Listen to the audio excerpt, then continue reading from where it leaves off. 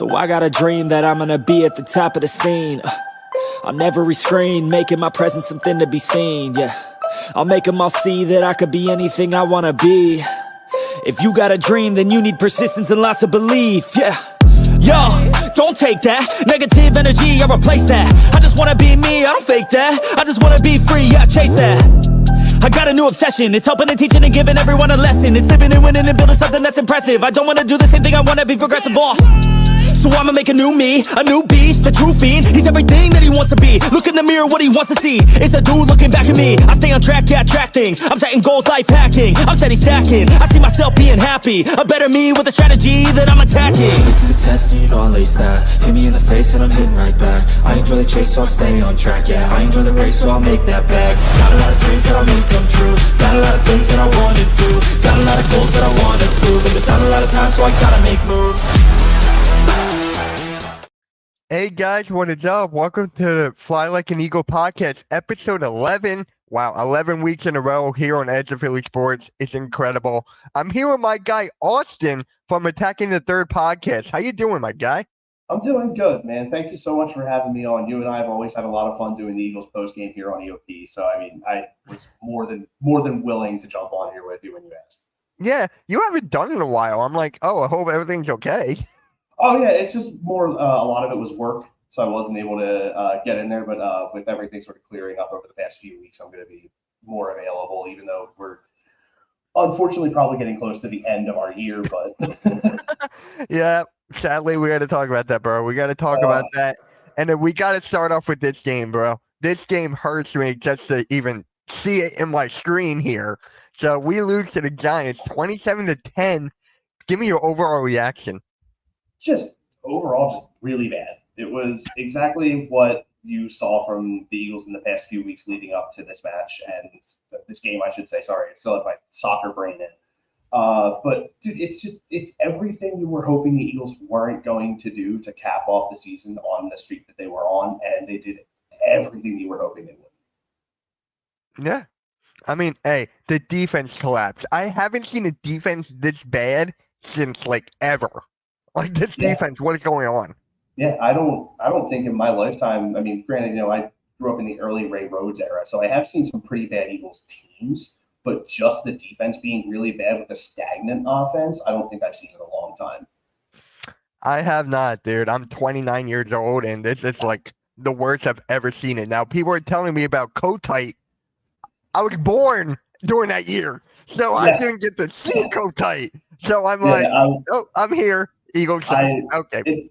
It took until like I want to say like my early teens to really get like into football. So I missed out on the Kotite stuff and was just getting in during like the real, I guess you'd say the real rough times of the Ray Rhodes era, right before it started up. So I've only heard stories.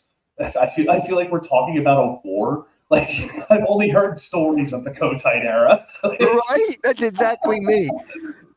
Yeah, I've been talking to all my family members who went through that, and they're like, Mitch, this is nowhere near as bad as that. Like, Kotite, they were doing so good and then plop.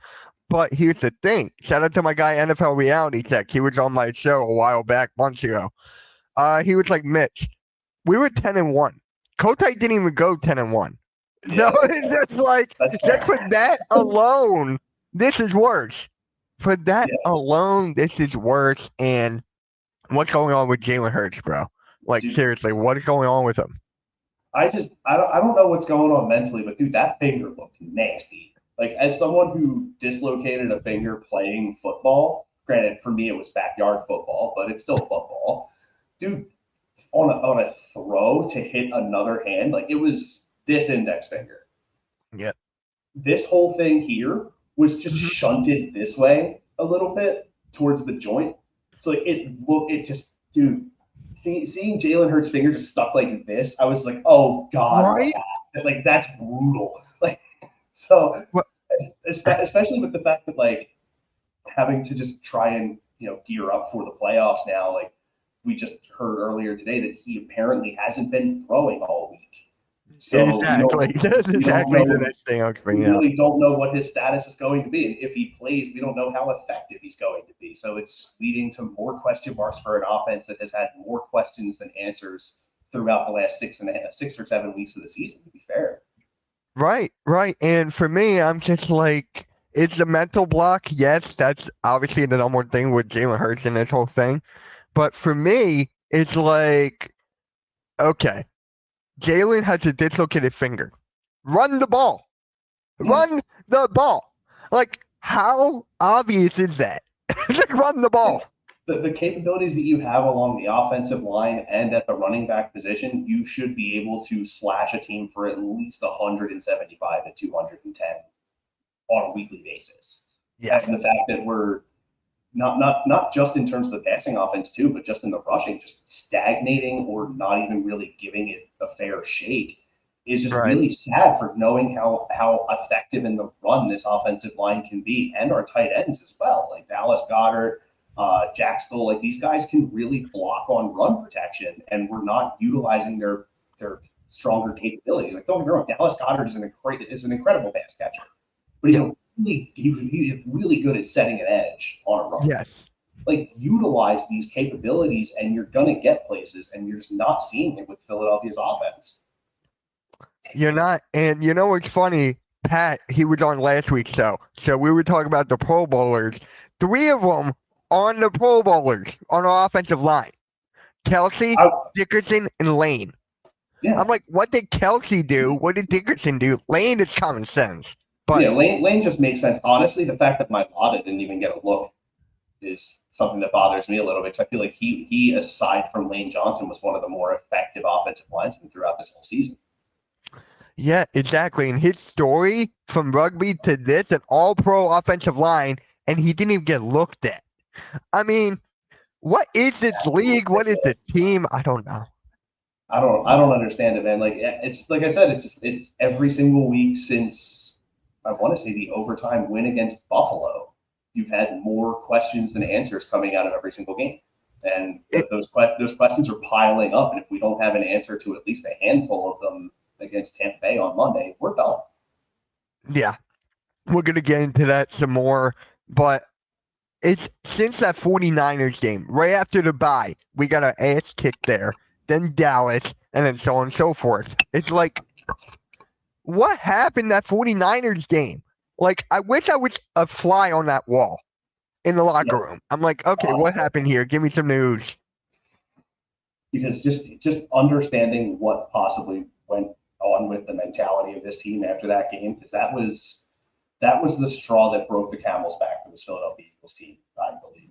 Like it was just such a demoralizing loss, and it was the first time that a team really like exposed us a lot. So I feel like that really just shook us to the core. We were never really able to regather. So I'm really hoping that whatever it was that's been going on, they shake off because they realize that now we're in a win or go home situation. Right. Exactly. Now we have a couple people in the chat here. My guy Taco, who was here way before, a huge supporter of mine. Appreciate you. And of course, Daniel, he's a huge supporter of everybody.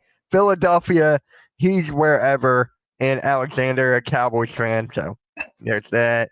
And what is up, Chad? How's it going, man? Thank you for stopping by. Congrats to your Steelers. They're in the playoffs. Yeah. The Steelers are in the Somehow, playoffs. by some miracle of God, the Steelers have made it into the playoffs. Like, I don't.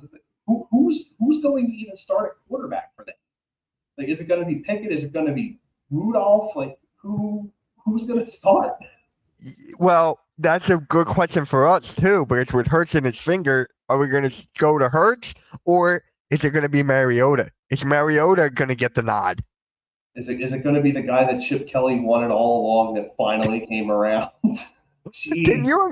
Can you imagine if Mariota starts this game and somehow, some miracle, we win? And it's like, Chip Kelly, that was the F to you. It's like, here. I want you to understand the cataclysmic event that could be Marcus Mariota winning a playoff game here in Philadelphia. You know what you already know what I'm going to say here. It's going to draw Nick Foles comparisons, and it's unwarranted for Marcus Mariota. It bothers me because I know, like, we've seen Marcus Mariota's career trajectory stay at mid, drop to garbage, mildly come back to mid to go to Atlanta and just live in football purgatory. So, like, to have this man come in and win a playoff game, this city would go insane, and like literally insane. Yeah. And Chad goes, Austin, it is Rudolph. It is Yeah, Rudolph the yeah, Red-Nosed okay, Reindeer. Mason There you Rudolph. go. Because I don't remember if it's Mason Rudolph or if it's Kenny Pickett, but one of those guys puts mayo in his coffee. Yeah. I forgot about that. No. I'm not a coffee drinker, so I don't know. I'm not a coffee drinker. All I had heard was mayo coffee, and I was like, that is the worst thing I've ever heard of in my life. Mayo? What? No, like there are times where someone will be like, "Do you want mayo on your sandwich?" And I'm like, ugh, no. I don't want to wake up to a spoon of mayo in my coffee, dude. Like, Right. hell no. Right. I mean, What is up thinking? I mean, I could be Pat and get a little bit of coffee with all of my other things in my coffee. So Shout out to Pat, man. Shout out to Pat. But oh shoot. But let's get back to the Eagles here. Are the players against the coaches, you think? Like, is there like a disagreement there? That's why they're playing this bad.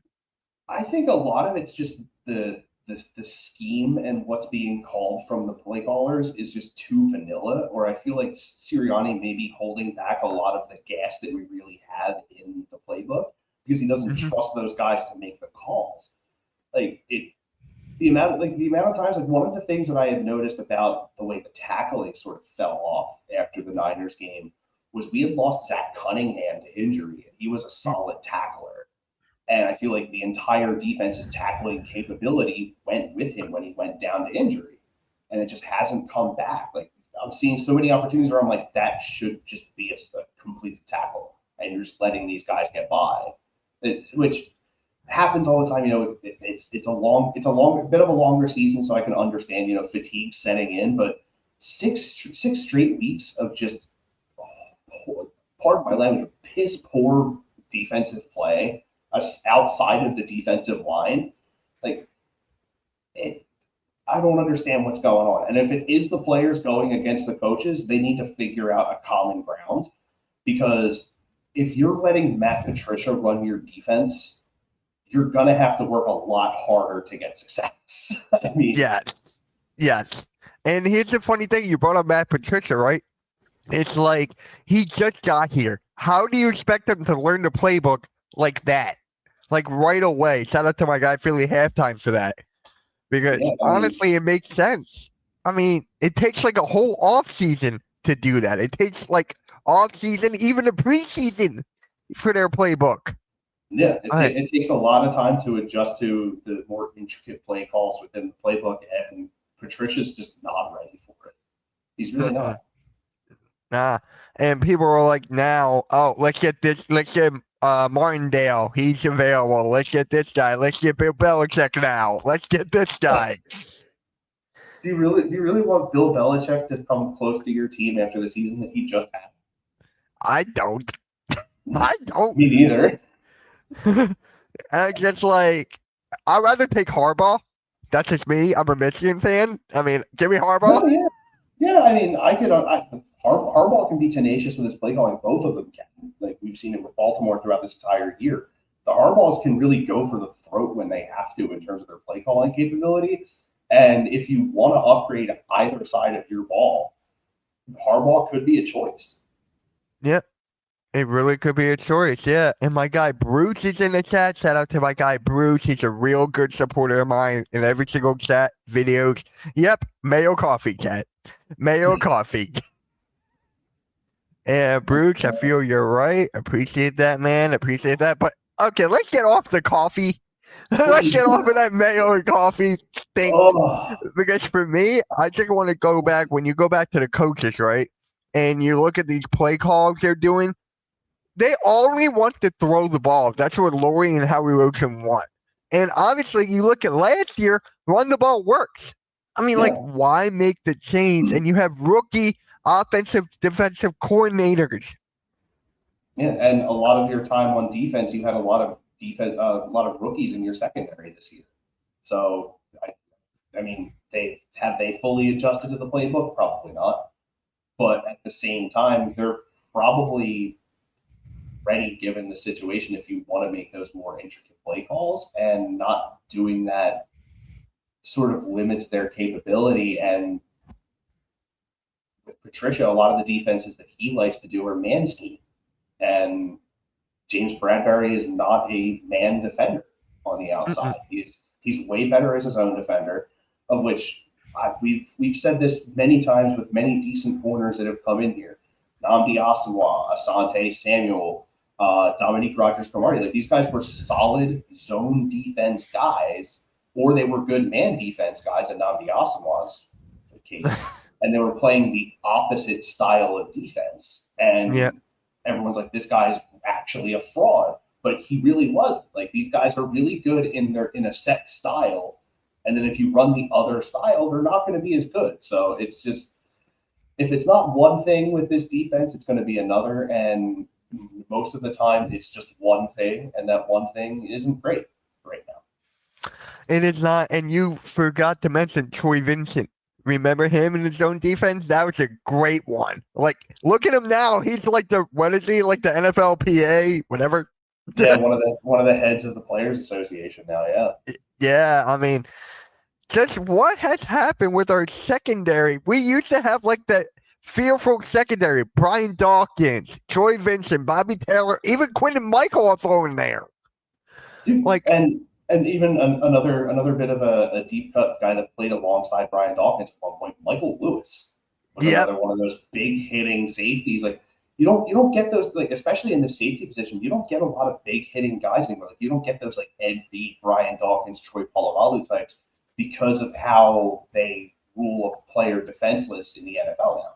You don't see that kind of what they would call bone crushing hits back in the day because a lot of those were leaving people with serious brain injury. I mean, I'm not going to sugarcoat it. Those guys were getting jacked up. Like, yes. So, I mean, I can understand like the philosophy of attacking the ball has changed. So you're not seeing that same kind of player anymore. Like, you're also not seeing that Ray Lewis style linebacker anymore. Like, even on the defensive line, like, you're not seeing like a Warren Sapp type of dude or like a Marcus Stroud. Like, everything about defensive play has changed in the last 12 to 15 years, that you really don't have those kinds of guys anymore. And it sucks. Don't get me wrong. Like, I loved watching Ed Reed play. I loved watching Ed Reed and Bob Sanders play. Like, those two were like my two guys. I loved Ed Reed. I love John Lynch. John Lynch. Oh. John Lynch, Polamalu. I mean, they would basically go. I remember the one. There was an interview thing where they were talking to Takeo Spikes was talking about Brian Dawkins. And Spikes was like, I remember Dawkins saying to me, Spike, I'm gonna put the fear of God in. And then the next clip they show is Dawkins just absolutely destroying a guy who has his head back to the ball on a crossing route. Like that's what those guys would do. Like they would be that robber zone, and then the second they see a pass across the middle, it was just go time. And you don't see that a lot anymore because you have a lot better in terms of just raw athleticism on the receiver position for the offenses, that you have to have double over the top help with your safeties. So you're not getting that guy that plays short and just eats people alive for his job. And even with linebackers, you don't have that one guy who runs that little stunt zone across the middle and just finds someone and just destroys them. Like, you still have the ball hawk style defender who will see the ball, get the ball, but they don't hit like they used to. So a lot of that, I feel like that also coincides with the poor tackling that we've seen from multiple teams across the league over the past handful of years, is because of how they changed the way you have to tackle. A lot of it's more awkward style positioning for trying to tackle somebody, leaving the ball carrier room to move. Yep. And you had the referees. We got to talk about the referees, right? I mean, these. Do we have to? No, I mean, I'm just going to say this, okay? I'm just going to say this. You can't hit That's the whole point. It's like, Yeah. oh, head-to-head, flag. Oh, this is not a collarbone, flag. Like, Dude, like, that is limiting the hit. even getting to the quarterback, like, you can't blow up a quarterback off the blind side like you used to. Like the amount of Nah. times that I would literally see guys like shoulder pads shift forward and then their body with it afterwards because like a Simeon Rice got off the edge and just absolutely killed someone. Like you don't Yeah. see that kind of thing anymore, and it's unfortunate, but at the same time, like I understand, longevity for players is going to help the league. More household names for a longer period of time is going to help sort of indoctrinate future generations into the game. So it makes sense, but at the same time, like a lot of people love to watch baseball because a dude can hit a ball 475 feet. Yes. A lot of people, my wife included, watch hockey because of the fights. Like Yep. a lot of people watch sport for just the raw primal nature of the sport. So losing a lot of that, I feel, takes away some fan base. But it's just the way the game has evolved to be able to keep it, like I said, keep household names around for longer to help for future generations learn to love the game. Right, right. And actually, you know who has good defense? It's not the Eagles. It's actually David Archeri. David Archeri's got great defense, so make sure you check this out. We'll be right back. All right, guys, let's talk about Cherry Law Firm. If you get hurt at work in a motor vehicle accident, personal injury, or affected by criminal law, you got to call David Archeri of the Cherry Firm. Call 610-565-0300 or go to cherryinjurylaw.com. Let David Archeri fight for your rights. Again, that number is 610-565-0300. That's 610-565-0300 or go to cherryinjurylaw.com. Let David Archeri fight for your right. Thank you to David Archeri for sponsoring this live stream. And Richie, my guy, said Belichick to the Eagles will not work.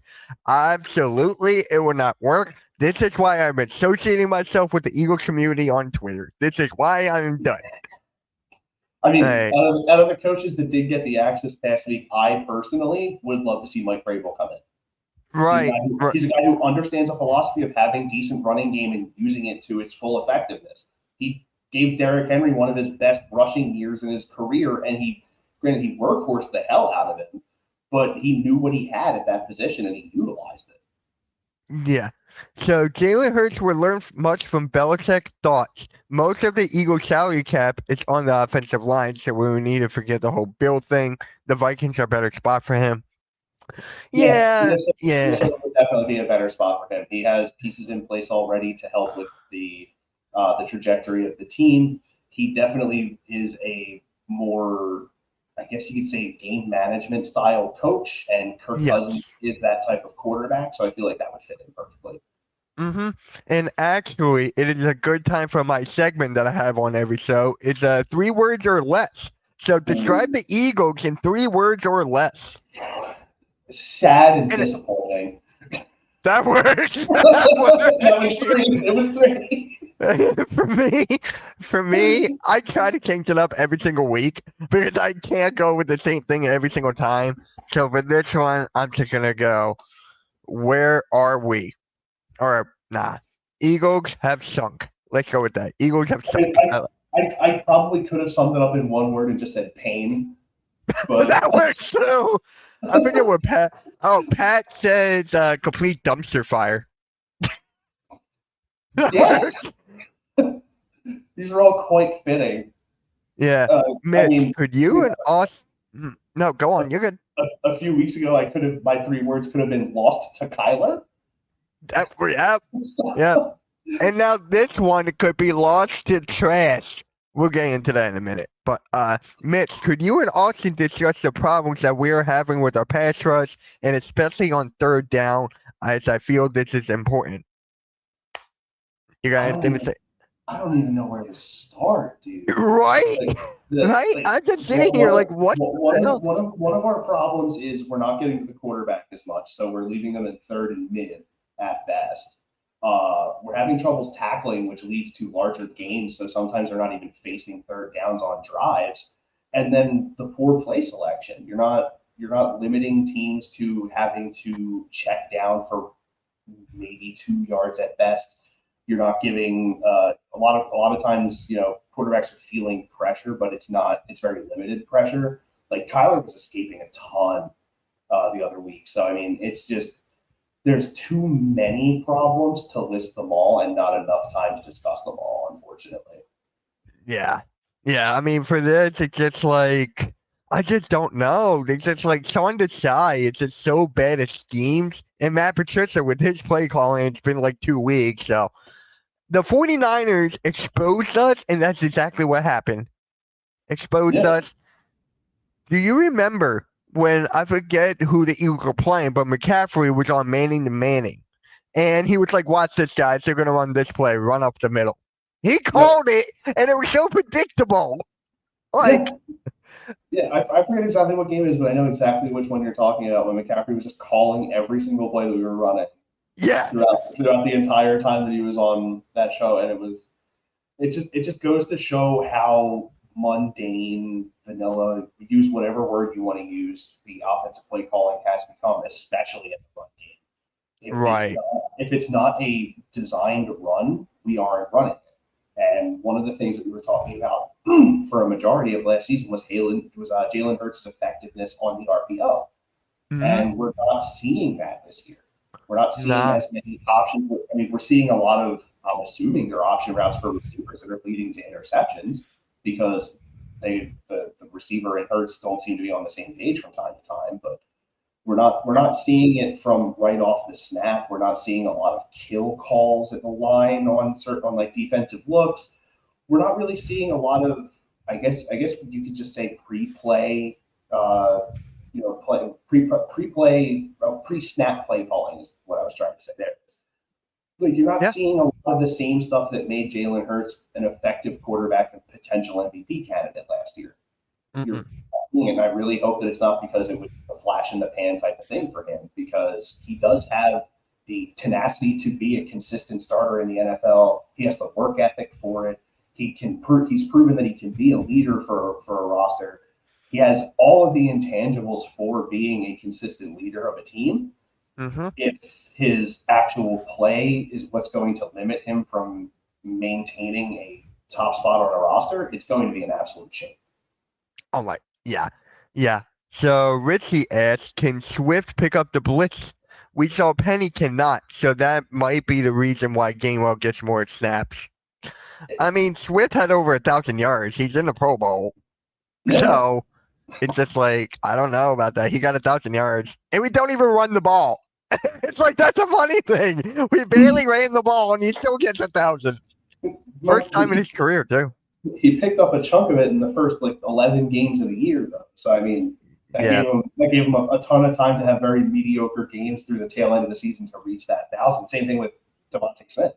Yeah. He had a bunch of really solid games early on to help put him in a position to get over that 1,000-yard mark. But I don't really know, because we haven't really seen a lot of it. I mean, Swift did okay picking up the blitz throughout the regular season for the most part. But most of the time when he's in there, he's either being handed the ball or he's going out on a receiving route. So I mean, you don't really see him in supplemental protection. So it's a bit tougher to make that call. And I definitely agree. I mean, Gainwell seeing more time because of the fact that he has the ability to pick up blitzes, even though he actually is a little bit smaller than DeAndre Swift is in both height and weight. To see him be able to pick up the blitzes and help sort of keep Jalen Hurts alive in the pocket for a little bit longer is always good. It's an absolute plus to have. But Right. when you have your number one back being spelled because you need supplemental protection is not great, because you could use that for a quick chip and get out on a screen.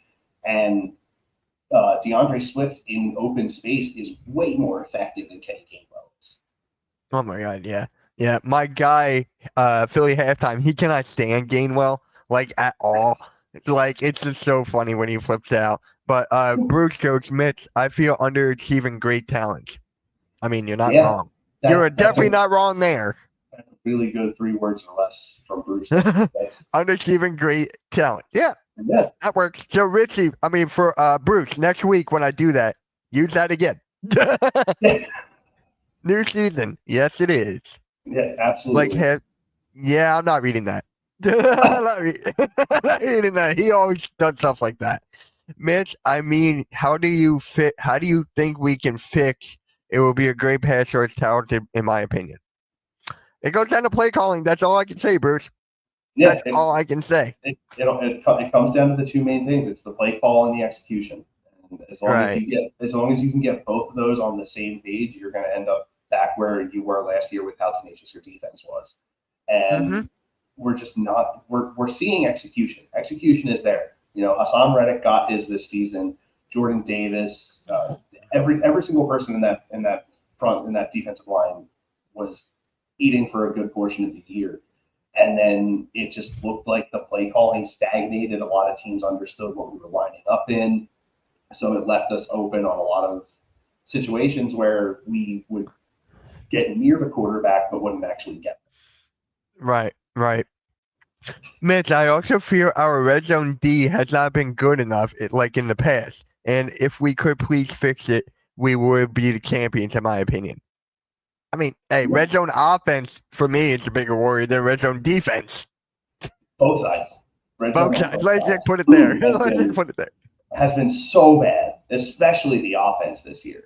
The Yeah. defense was effective for a while in the red zone, and Yeah. then out of nowhere, just with the rest of the rest of the field sort of fell apart. The offense can still get downfield, but stagnates in the red zone, and then as we got to the last few weeks of the season, just stagnated altogether. So we have the ability to get there, but we can't close out on Mm-mm. offense. And our problem is we can't keep a team from getting there on defense, and then we can't close out when they're there. So Right. it's the same thing for both sides of the ball. It's lack of, I guess you could say, that killer instinct when you get there of like either we have to punch this ball in or we have to keep them out and do whatever we can to have it happen. And it's just not great right now. It's going into this game Monday night. It's not looking great for Philadelphia. Oh no, it is not. It is not. And I just I forgot what I was gonna say. Dang. Oh yeah, Julio Jones. 2 weeks ago, he was the best player on our team. How? Because How? and it's funny to think for a long time, a lot of people said that Julio was good outside of the red zone. Yeah. And he wound up getting 2 touchdowns in red zone situations in that Cardinals game. Mm-hmm. Yeah. Tackling and checking down to it, adjusting the lack of running. Yeah, screens and pass protection. Basically. Yep.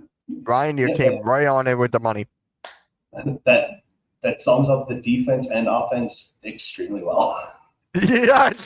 Yes. Adjusting the I can't do that in 3 words unless do that. To me, the players Can't adjust ever. that works. That works.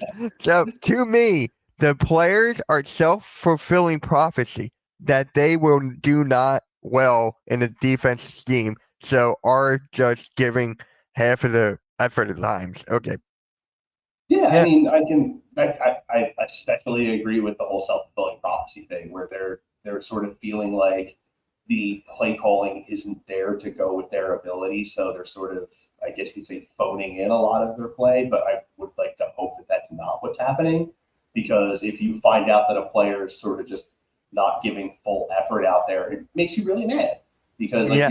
you're getting all this money to be one of the lucky few that get in and play consistently, and you're not trying to do everything in your power to help your team win a game, and that's just not what you want to hear. So I hope that it's just poor execution, poor play calling, and not like you hear from like Hassan Reddick, like, oh, I had a feeling the defense wasn't going to do good, so I didn't really put out the effort that I normally do.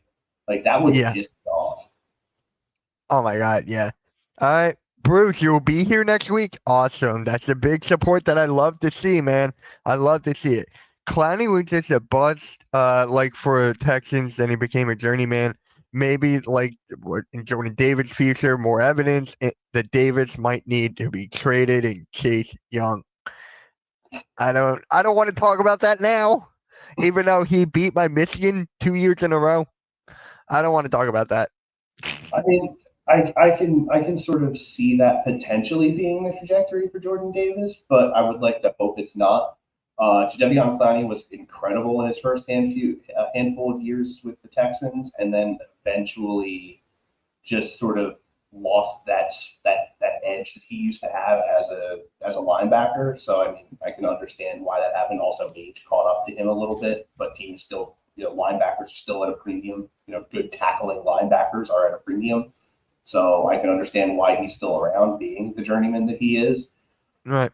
I really hope that Jordan Davis's trajectory isn't that, because that would mean we have 2.5 more decent years with Jordan Davis. Yeah. And then Richie asked a good question, which actually goes into my next topic here. Can Slay play man on Mike Evans most of the time on Monday? And that's my question. Can the Eagles stop Mike Evans? God, I hope so. Because if we can't stop Mike Evans, that means Chris Godwin's going to get involved too, and then we have to try and stop Chris Godwin. If we can stop Mike Evans, it leaves one person that they can try for after that. And then we just shut him down. Also, it is Baker Mayfield, but all of a sudden he got hot in the last 4 weeks, so who knows what Baker we're getting? It may not even be Baker Mayfield. It may be backup trash. Can you imagine if it's a backup trash? Kyle Trask, dude? Oh, no. Right?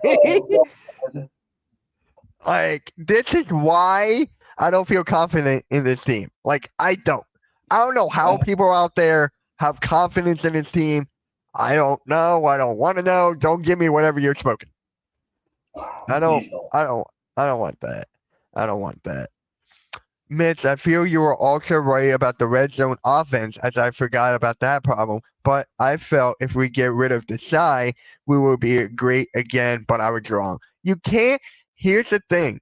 Shout out to my guy Philly halftime for this. It's not enough time to learn his playbook. It's not enough time. It's really, really freaking not. So that, and the whole fact that you didn't really get rid of Desai, you just moved him over and sort of. It's almost like I'm a huge nerd. I also play Magic the Gathering. It's like having a card that can do something to stop someone, and then being like, but this one does the same thing, but it's just in a different color. I'll do that one instead. You can still play it the same, but the thought process may change, which could lead to misplay. And I feel like that's what's happening here. Is it's the same stylization of how you attack an offense, but one is being used with less time. Yeah. And you're just making that misplay, but over the course of a 60-minute game, you're piling those misplays up to the point where your good plays are being heavily outweighed by your misplays now. And it's just leading to incredible inconsistency. And it is actually that Giants game was genuinely painful to watch. Yeah. So it got to a point where I literally was like, I'm gonna leave the game on, but do anything else. Right? Can you imagine me and my buddy Cool Cat, who's gonna be on next week? We watched party every single Eagles game this year. Oh, dude. And last year. I peeked in on that watch party too, dude. You were not having a good time. No. You were not having a good time. I was just like, yeah, can I leave? My dude, you definitely were not having a Baja Blast. Nah. And for that said, I'm saying this, guys. If you're still wanting to go to an Eagles game, somehow travel to Tampa Bay, you should use Philly Sports Trips.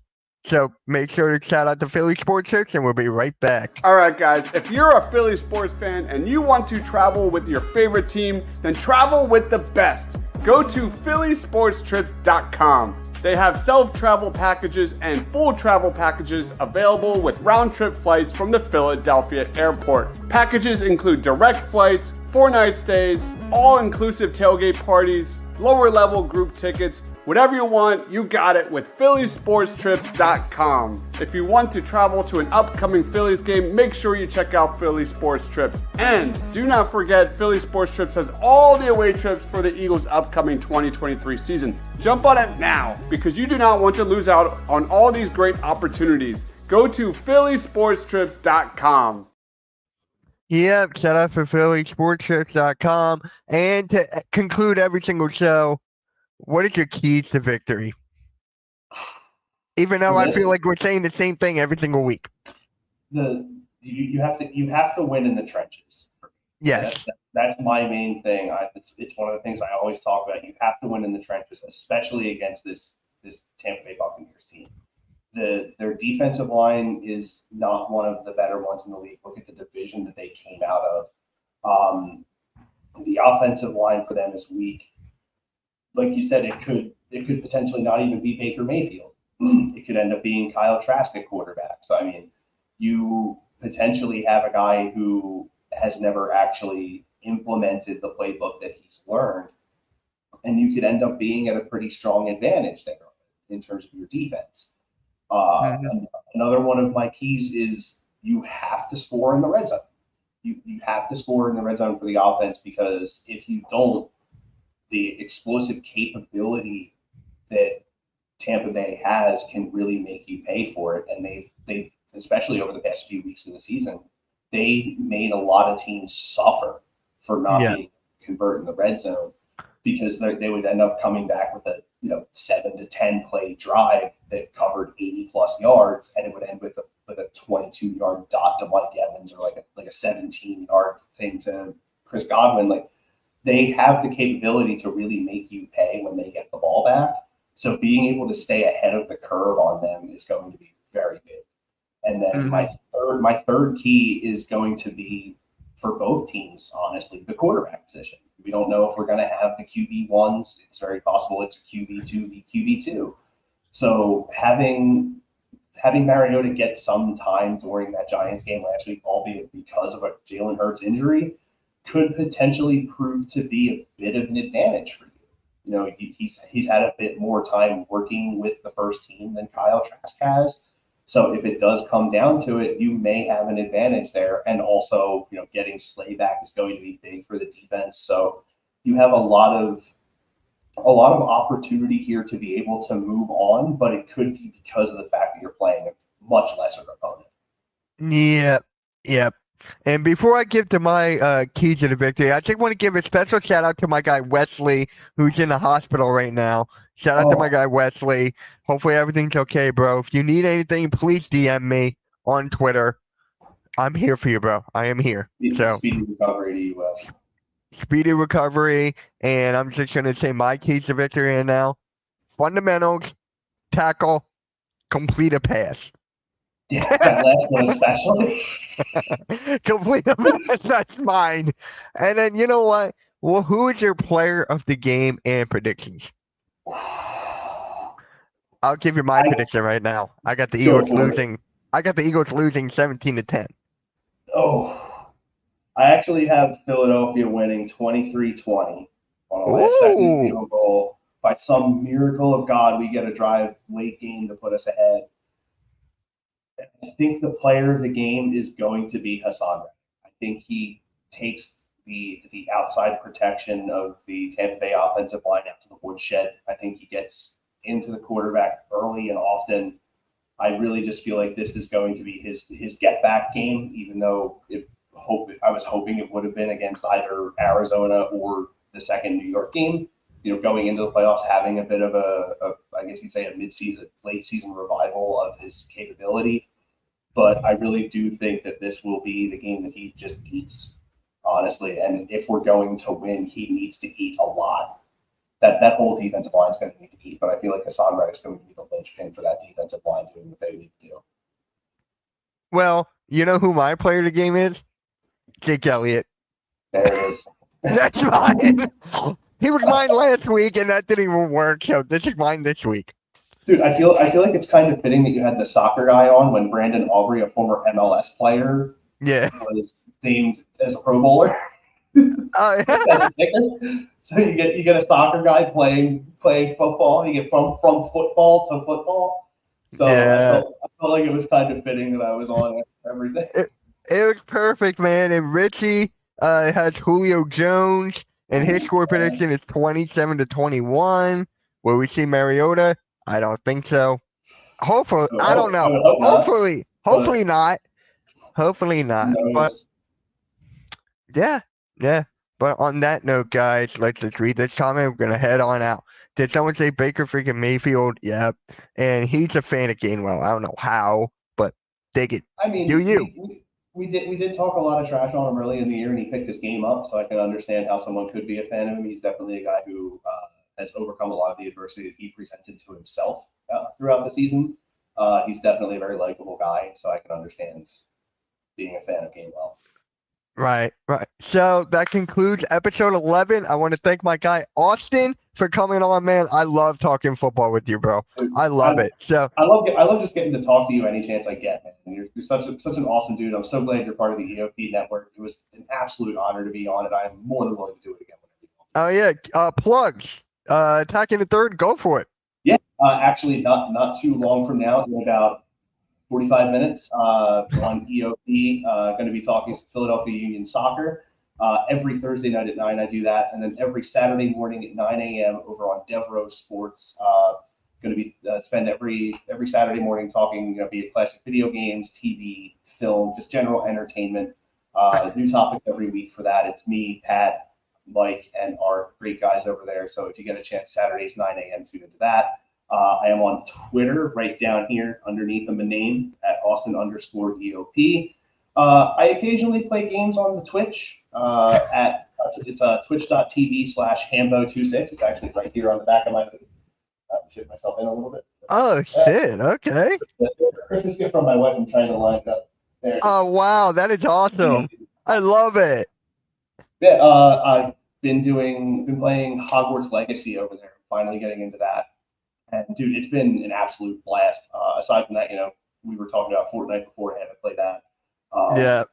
Well, predominantly most of it's going to be single player stuff for the most part. Occasionally, I'll do some multiplayer things with some people. But if you have an account on Twitch or on YouTube, it's the same thing. Hambo26 for both of those. I eventually do want to start getting some Magic the Gathering content out there because I'm a huge purveyor of that. I put a lot of money into the game, physical Magic. That would be cool. That would be cool.